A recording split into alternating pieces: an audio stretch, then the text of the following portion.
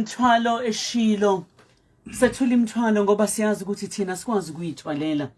kodwa siya kulowo owathi lethani kumina zonke izinkathazo zenu mina ngizakunithwalela siya kulowo owathi niyakuthula nina mina ngiyakuniphendulela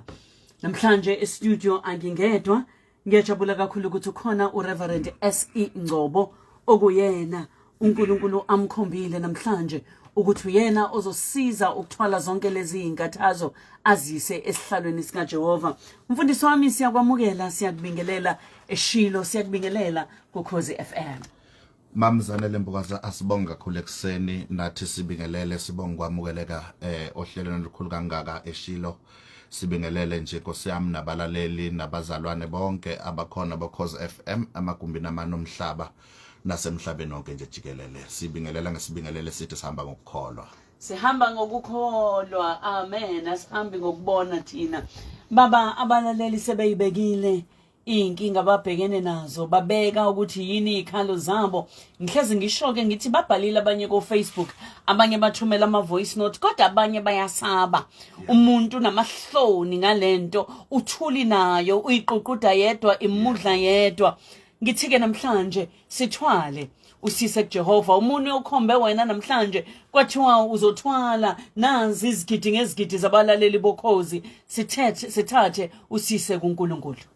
Ngifisa ke sithandaze phezulu kwento yokuthi akukho okungenzekiyo kuNkulunkulu okungenzeke kubantu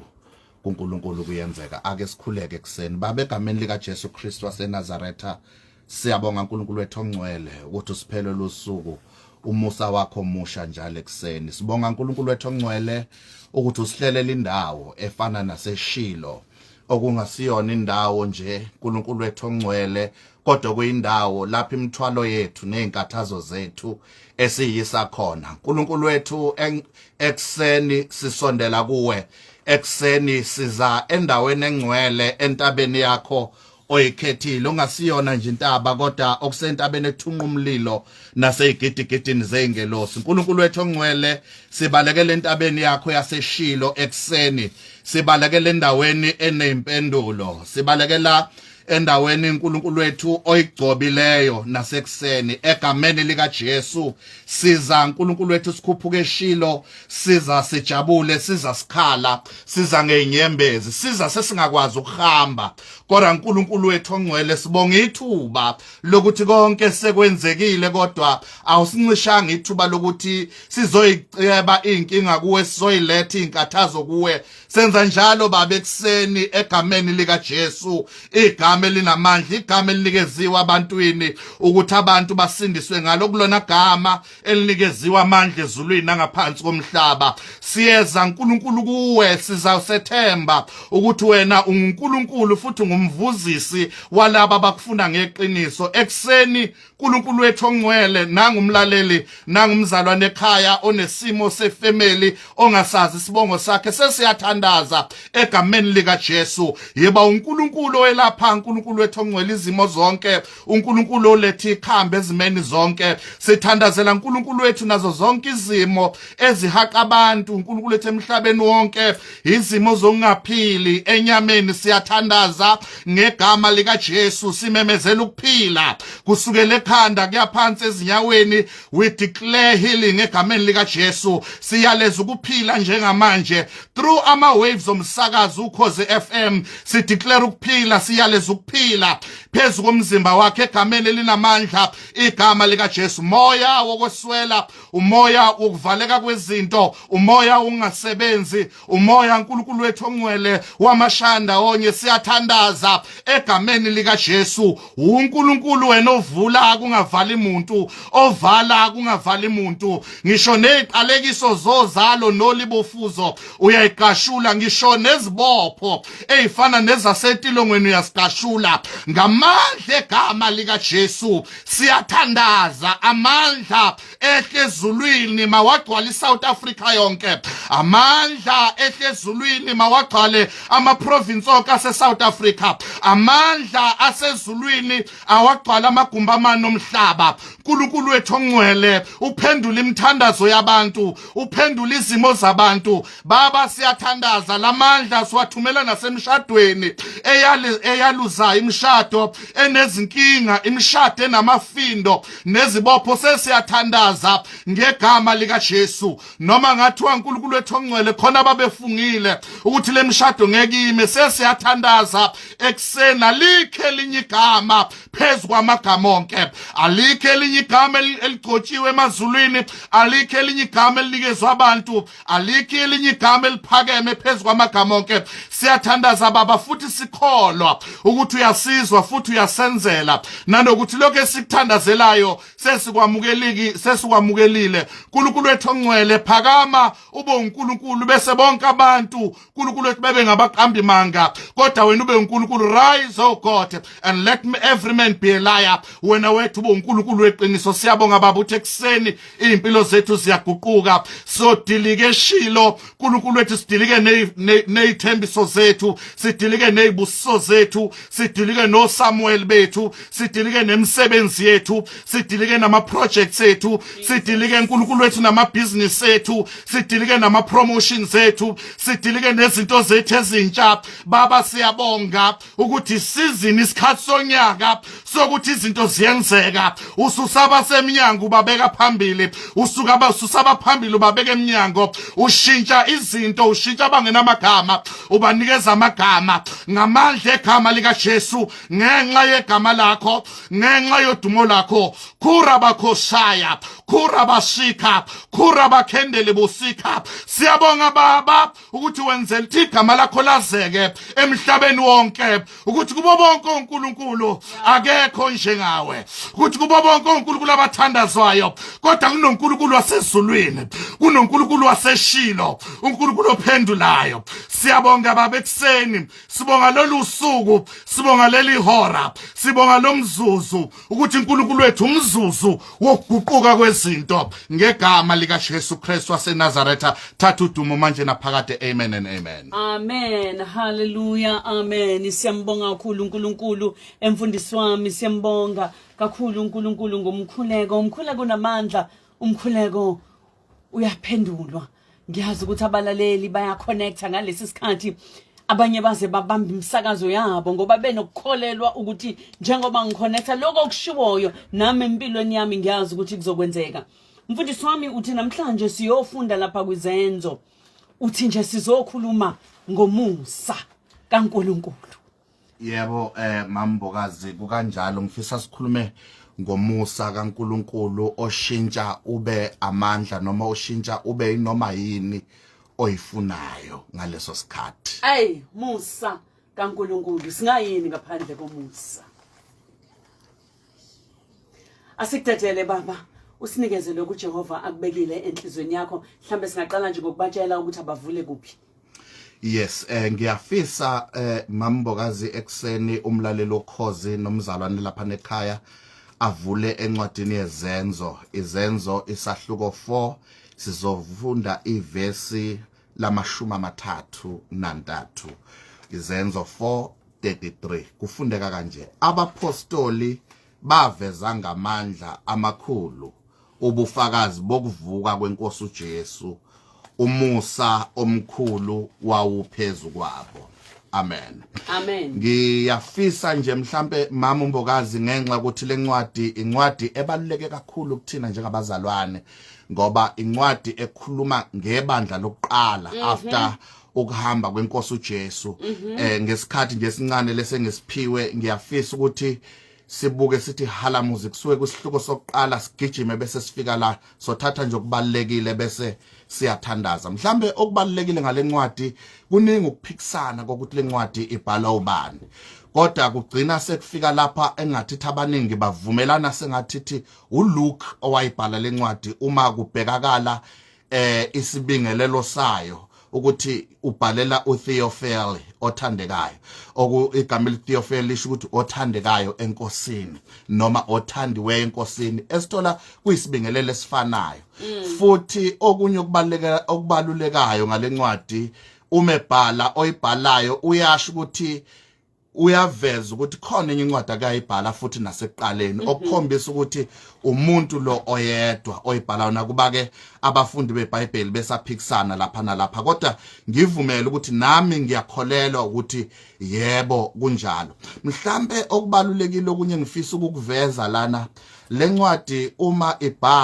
ibhalwa ngalesikhathi isikhuluma after ukufa kwenkosi uJesu sekuqala ebandla. Uma uyibuka nje lapha kwisahluko 1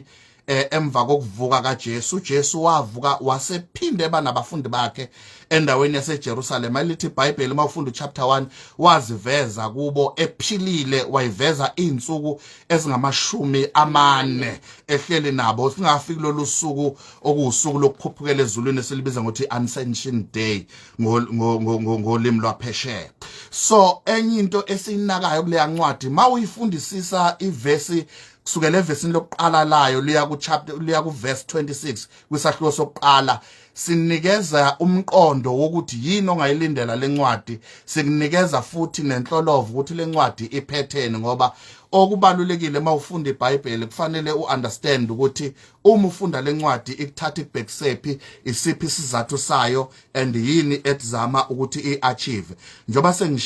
sengishilo ke mama ukuthi ku chapter 1 iveza nje kakhulu uJesu ehleli nabo azanyuselwa, kodwa sibona enye into ebekade ekhulume ngayo inkosi uJesu lapha kwisahluko number 1 athi hlalana eJerusalema nize namukeliswe amandla. Sibona ke lapha yana ku chapter number 2 sekulolu suku lomkhosi wePentecost okulapha umoya ongcwele owawuthulelwa khona. Kuthiwa ke lapha ayemabili amagroup abantu, khona babephezulu khona babephansi. Engathithi ke abantu ababethandaza ilaba abaphezulu. Into esimangalisa ke laba abaphansi sebemangaliswa ukuthi uma laba bethandaza babezwa ngezilimi zasemakubo ngoba kwakukhona abantu abasuka emazweni ahlukeneyo, kukhona nabanye abasuka ngisho eAfrika lapha. Kodwa uma sebekhuluma babezwa bekhuluma ngolimi lwabo ngoba uma umoya ongcwele esehlile iba khona iunity, kuba khona ukuzwana, kuyaphela ukuhlukana. Izinto ebesikade singakwazi ukuzenza sibona sesikwazi ukuzenza ngaphandle ukuthi kwesisikhathi siyifundiswe umuntu kodwa siyifundiswe umoya ongcwele. Mhlambe ngigijime ngechapter number 3. Uchapter number 3 laphana ke ususitshengisa ukusebenza manje kwabapostoli emva ukuba bamukeliswe umoya ongcwele. Sibona uPetru ehamba nabanye abapostoli befike esangweni okuthiwa omuhle, kuhlela indoda lapha ya ebekuyindoda engakwazi ukuhamba, ihlalele njalo ukuthi icela izipho, ihlele esangweni omuhle kodwa indaba zayo azikho zinhle. Ngoba kuyenzeka ukuthi uhlale endaweni enhle kanti indaba zakhe ayikakabi zinhle ngenxa yokuthi akakayitholi indaba ezinhle. Phela indaba yevangeli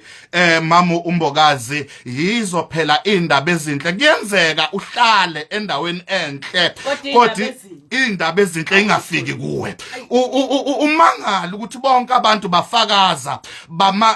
bakhuluma ngezinto ezinkulu ezenzakalayo, uzucabanga sengazi ukuthi baphakeme noma bafuna ukubukwa kanti sezifikile izindaba ezinhle. Mayike zafika indaba ezinhle zivele ke bese iletha konke okuhle kuwe. Ke ilapho ke ibandle laqala ukuba nenkinga khona ngoba uma befica le ndoda ihleli lapha yana ibabheke emehlweni oPetru inethemba lokuthi ngathi ithola isipho ngoba ijwayele ukuthi ithola isipho ngoba kuyenzeka mama umbokazi ukuthi abantu bakusize kodwa bakusize ngosizo olungeke lukususe lapho khona, usizo lwesikhashana lokugcina lapho khona. Laba ke uma beqhamuka oPetru bathi ndoda asina golide, asina silver, asina mali, asina bucwebe, kodwa into esingakutshela yona ukuthi ngegama lika Jesu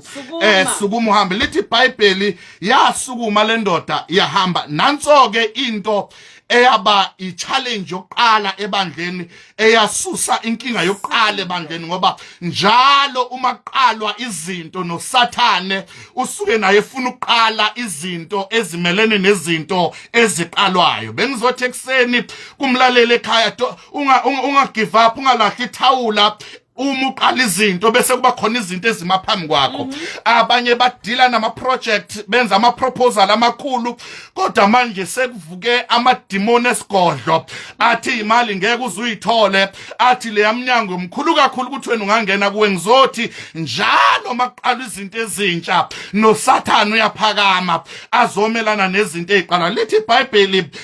abasajusi nabapriesti bakule ndawo babiza abapostoli bababuza ukuthi basindisa ngamandla mani basindisa ngaliphi igama baphendula kahle bathi uJesu lona nimbwetheleyo enimbuleleyo uye lona esishumayela ngaye ovukile. Sibathola kabapostoli banesibindi sokumela into yabo ngoba abantu abazosurvive namhlanje abantu abasazi istory sabo abazomela into yabo athi noma ngathi uyashisa lo mshado kodwa ngafaka uNkulunkulu kuwo athi noma ngathi waleli business liyayaluza kodwa ngafaka uNkulunkulu kulo noma ngathiwa impilo yami iyayaluza kodwa lempilo ngiphiwe uNkulunkulu. Abantu abazohlala abangeke bashintshe ihubo abangeke bashintshe ukukhuluma ngenxa yezimo ngoba abantu abazobona amandla kaNkulunkulu onkunzi kayihlehli abantu abathi kumnyama noma kubovu siyaphambili abathi uma sifela khona kuyosala kwazeka abafana nabafana abafana bamakaledi abathi noma bephose emlilweni bathi inkosi nginokwenzeka uNkulunkulu wethu angasikhiphi kulesithanda somlilo kodwa kuyosala kwazeka. Kufuneka abantu abanenkani abantu abathi forward ever backward never abantu abayazi uNkulunkulu into ayibekile kubo abantu abathi rise above the situation abathi izimo noma zikhona kodwa thina sogibela kuzizimo zibe yilata utholakala ke oPetru benza leyo nto lithi iBhayibheli babaphosa etilongweni bayohlala etilongweni basebebuye bekhuluma bodwa ukuthi kodwa kuyafana vela abantu babathanda kakhulu labantu lento abayenzile sisakwazi ukuyishintsha lithi iBhayibheli baseke sebephinda futhi sebebakhipha. Uma sesifika kuleli verse esilifundileyo ke lapha ku chapter 4 mawuqala nje ku verse 32 wethu uyabona lapha kuthiwa ibandla labamunye ezintweni zonke lahlanganyela lithi kuthiwa bada ababene property ababenezinto babedayisa into zabo beshare yonke into abanayo wangaba khona ohluphekayo phakathi kwabo. Nansi ke into engifisa ukuvala ngayo ngichazwa yilento okuthiwa abapostoli baveza ngamandla amakhulu ubufakazi bokuvuka kwenkosi uJesu umusa omkhulu wawuphezulu kwabo. Ngimangaza ukuthi sebephume etilongweni kodwa ababshintshanga ubufakazi ababushoyo abashintshanga ivesi abakhuluma ngalo abayishintshanga into abamelene nayo. Ngizothi ekseni amatilongo abekelwe wena namhlanje ekseni awangashintshi ulimi lwakho awangayishintshi indaba oyikhulumayo awangayishintshi indlela yakho ngoba njalo makuzoba khona izinto ezinamandla ezizokwenzeka kuvuka amatilongo azobopha lento iqalayo kuvuka amatilongo azomelana nokukholwa kwakho akuvuka amatilongo azomelana nesivumo sakho sokholo ukuthi uyamvuma inkosi uJesu ukuthi uyinkosi yamakhosi. Into engifisa siqaphele mama umbokazi kuleli verse ilento ukuthi bashumayela ngamandla amakhulu bese sikhuluma ngokuthi umusa omkhulu wawuphezulu kwabo. Ngifisa nje ukuvala ngalokho kubili. Uma ke sikhuluma ngamandla ezwini lenkosi khona lamandla okuthiwa idunamis power amandla lawa angasiwona amandla abantu kodwa the divine power amandla lawa okuthiwa mangabe leli gama igama lesiGreek kodwa mawulibuyisela esingisini lithi dynamite kodwa lisho ukuthi ke ngamanye amazwi igama leli lithi igama elinamandla okuqhumisa izinto igama elifana nodalmede kusho ukuthi ngamanye amazwi ngenxa ukuthi babehlalile nenkosi uJesu engakaye ekufeni baphinde bahlala naye ngoba kwakubaleka ukuthi bahlale naye noma esevukile ekufeni ukuze ipheleliswe lento yenkosi uJesu ngoba wonke uNkulunkulu wayeke wabakhona nowayaziwa akekho wayekade eke wavuka ekufeni uma kuJesu ehlala phakathi kwabo evuka ekufeni ubanikezela lamandla uma bephinda futhi bathola amandla kaMoya oNgcwele lapha ku chapter 2 bathola lamandla yiwo ke lamandla amakhulu asebeshumayela ngawo lamandla amakhulu abenza ukuthi noma iphathi mandla zimelana nento abayishumayelayo kodwa baqhubeke bashumayele ofundayo engazalingeka ukuthi lamandla okukhulunywa ngawo kwakuamandla okushumayela nje kuphela kanti kwangasiwona amandla okushumayela kuphela ukuthi nje lapho esifunda khona ayisavezwa eyindlela yokushumayela kodwa eqinisweni lonke amandla abaphostoli ababenawo kwakuamandla akwazi ukwenza noma yini okuyamandla namhlanje eksene esinawo njoba sikhonza uJesu lamandla mamumbokazi mangabe ufuna vula iminyanga vela shintshe kube uhlobo lamandla olukwazi ukuvula iminyanga mangabe lamandla ufuna kuba amandla akwazi uqaqa into zakhe ibophekile vela shintshe lamandla abe yilento ufuna ukuthi abe yiyo ngizothe ekseni lamandla abaphostoli okuthiwa bashumayela ngawo iwona amandla engicela ukunikeza ithemba ngawo ukuthi amandla wadingayo ukushintsha impilo yakho lamandla make wafika phezulu kwempilo yakho afana nephilisi emzimbeni wakho agijima yofuna umonakala lapho khona bese yalungisa lamandla avusa imishado efileyo lamandla avusa abantu abasokhukhwini lokufa lamandla avusa imizi efileyo lamandla avusa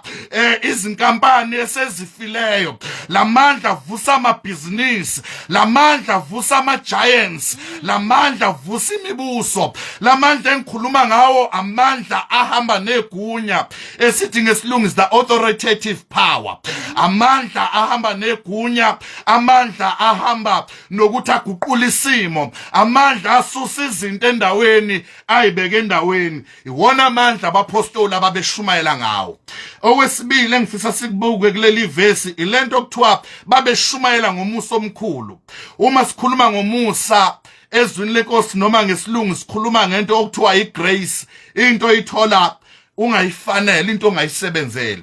elithi ke iBhayibheli lo musa omkhulu wawuphezulu kwabo omunye ongasho engathi uGcobo ngoba umusa kuya ngokuthi ngaleso sikhathi ufuna ukuqhamuka uyini kodwa ngalesi sikhathi lo musa omkhulu wawuphezulu kwabo kwakuwumusa wokuthi uGcobo oluphezulu kwabo uvela usesimeni soGcobo kodwa komunye umuntu lo musa ungavela njengomusa oguqula isimo sakho ungavela njengomusa ovula iminyango evaliwe ekseni nje bengifisa ukusho ukuthi noma sekwenzekeleni kodwa kunamandla amakhulu nomusa omkhulu ngizomemezela ngamandla amakhulu nomusa omkhulu kuso sonke isimo esikhona ngqongqoza ngamandla amakhulu nangomusa omkhulu mawuhlanganisa lezi zinto zombili kwenzeka izinto ezimangalisayo mawuhlanganisa lezi zinto ezimbili kuqhuma umadalmede mawuhlanganisa lezi zinto ezimbili izinto eziboshiweyo izinto ezivaliweyo ziyaqhabuka ziyaqashuka ziyavuleka izinto ebese ikhulunywa abantu bakubekela ulayini ngeke udlule kuzo uma uke wasebenzisa lamandla amakhulu nomusa omkhulu isimo sakho siyaguquka kubabaza abantu ukuthi kwenzakaleni kanti sekuyisikhathi sokuthi amandla nomusa omkhulu usemsebenzini yiwo lo musa mama owenza ukuthi namhlanje kuthiwa singabafundisi ngoba oPetra bagcinanga ngokushumayela yiwo lo musa owenza ukuthi amabandla agcwala umhlaba wonke yiwo lo musa owenza ukuthi kube nabantu okuthiwa they are sons and daughters of the kingdom bangamadodana namadodakazi ombuso lo musa namanje uphezulu kwethu lize lithi iBhayibheli ubekile isandla sakhe phezulu kwami wabeka naphambi kwami nangemuva kwami wangizungeza lo Musa lona uphezulu kwethu namhlanje izinto esiyiza ayifani nama background esisuka kuwo kodwa ingenxa yomusa izimo ezidlule ngazo ezidlule kuzo akubonakala sidlule kuzo nabantu abasaziye esikhule phambi kwabo bayaphika namhlanje ukuthi thina ngenxa yalamandla nalomusa ngizothi ekseni lamandla nalomusa wagcina ngeJerusalem kodwa afika naKwaZulu afika nase KZN afika nase South Africa sifika nasemtubatuba kwaShikshela afika nakuzo zonke indaba amagumba amanomhlaba siphila ngomusa kwakuba siyakhuluma lo musa namandla amakhulu namhlanje phezulu kwethu futhi ayoba phezulu kwethu kuze kube sekugcineni. Hallelujah. Oh, sibonga umusa kaNkulunkulu ophezulu kwethu uthi mfundisi wami siyahamba nje akuhambi thina umusa. Sikwazi ukwenza izinto nathi sizibuza ukuthi ngenze kanjani sidlule emoyeni sizibuza ukuthi sidlule kanjani uthi umusa akuthina amandla kaNkulunkulu aphezulu kwethu. Umusa mama uthi amandla akho abeke eceleni imuva lakho uthi wavela kanjani ngisho ngathiwa umphumela we-rape kodwa kubeke eceleni ngoba umusa umboza lonke ihlazo kuvele umusa kuvela amandla kaNkulunkulu wamboza kuMeshibhoshethi yes wamboza ubunyonga bakhe wamboza wafihla ihlazo wahlala etafuleni namakhosi lo Musa uvula iminyango kodwa ufuna abantu abawaziyo ukuthi ukhona bese beyakholwa ukuthi uma beza uNkulunkulu beza kuye uNkulunkulu onguye futhi uNkulunkulu ophilayo ngoba usho njalo ukuthi abeza kuya beze bazi ukuthi uNkulunkulu futhi ungumvuzisi walabo abamfuna ngeqiniso. Yebo. Oh, he's a rewarder. Isho kanjalo iBhayibheli. Siyabonga mfundisi wami. Siyabonga umyalezo omuhle nomkhulu kangaka namhlanje ubaba umfundisi uReverend uSE Ngcobo. Mfundisi wami sikutholaphi? Bazalwane bazothi siyafisa ukuthi mhlambe simmeme kumbe mhlambe sikhonze naye. Qala ngebandla ukuthi yini igama lalo nokuthi nikuphi nendawo. Mama ngiyabonga kakhulu ibandla iFree Evangelical Assemblies kodwa nje ngokufishane siliqambe ngegama lendawo uShikshela FEA. Leli bandla likhulu kakhulu ngalena eSwazini ngiphethwe nje khona eMathapha kakhulu iFree nje ngiyayazi. Yebo ligcwele nje kakhulu litechithisaka nakumazwe aseduze neSwaziland njengoMozambique namanye kodwa nje ke mina ngilapha ya endaweni yasemtubatuba kwaNkomo kwayixoshwa endaweni yakwaShikshela ilapho ibandla likhona eduze nje lapha kwaseFast egroundini. Ningena kanjani? Lapha na mama sinenkonzo njalo ngesonto engena nje ngo10 ngikhuluma nje abazalwane bahleli balalele bathe bazoqala nabo. Amen. Sanibona siyanibingelela webazalwane lapha emtubatuba eFree. Hallelujah. Yes lilapha kwaShikshela eduze kwaseFast egroundini. Siyangena njalo ngo10 ekseni ngesonto siphume ngo12:30 bese bakhona neminye imithandazo phakathi nesonto ngokusemthethweni nje sinawo umthandazo wangolwesithathu oba njalo okufanele ube njalo ngesikhathi santambama sika 6 bese ke kakhulukazi ngumuntu ogxile kakhulu entweni ye-outreach yokuphumela ngaphandle siyabake nezikhathi lapho siphuma kakhulu khona ngaphandle bese ke kuba ukuthi ke othanda ukuthi asizakale asilandele lapho sikhona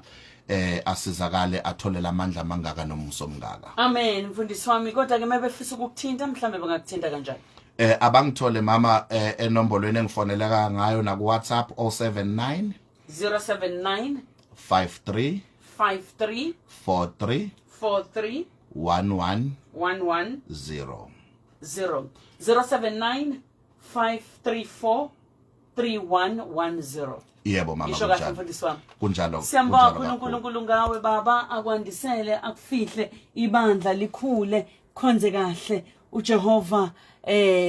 anikeze abantu izidingo zabo lezi abayicelayo kodwa nani njengoba nikwazi ukusinikeza ikhathi zenu nize la udrive yonke lendlela engathi uNkulunkulu angakubusisa akubusisele lemphefumulo okwazi ukuyithinta namhlanje. Siyabonga kakhulu mama, sibonga kakhulu Umusa omkhulu awuqhubeka ube phezulu kwakho. Siyayazi imisebenzi yakho uNkulunkulu akwenzisa yona. Sithandaze nje sicele futhi ukuthi Umusa kaNkulunkulu uqhubeka ube nabantu bonke base South Africa nomhlaba nje wonke naphesheya kwezilwandle lapho kufinyelela khona isikhondla Ukhozi FM. Uyazi mfundisi ngaphambi ukuthi ngikudedele, uyazi nje ngiyabuka lana ku Facebook ngibona indaba ezithi ibhasi okuthiwa kudlule emhlabeni abantu abawu9 bonke lapha eDumbe ePietersburg engathi bebekade abanye ababuya kwirally kaKhongolose lekade isemabhida kuthiwa ayibawu9 bengilongizima ngiyabona ukuthi kuyaqinisekiswa impela into ebhlungu kangaka abantu abahambe kahle kuseni uthola ukuthi emakhaya abalindile abasabuyi ngoba phela labantu babuya endaweni eyodwa bonke lo 9 wonke into ebhlungu kangaka ishizwe lokududuza kule mindeni. Siyabonga mama, ngiyafisa ukusho lamazwi atholakala encwadini kaHabakuk. Athi noma umvini ungekhahlele noma imfuyo inganqunye esibayeni kodwa ngiyothokoza ngoJehova wensindiso yami. Ngifisa ukusho lamazwi kumphakathi waseDumbe nakubo bonke abathintekile ukuthi abadlulise kukho konke okwenzekile abakwamukele kunjoba kunjalo kuyashaya enyameni bakhale makukhaleka bakhale ngoba kubhlungu kodwa bazi ukuthi uJehova wensindiso yabo uyasindisa noma kunje uyabopha amanxeba uyaduduza akwehlango lingehliyo uNkulunkulu ababusise futhi uNkulunkulu useduze nabanhliziyo zabo zilimele ziphukile. Amen. Amen. Siyabonga kakhulu baba, uNkulunkulu abe nawe usuhamba. Amen. Siyabonga.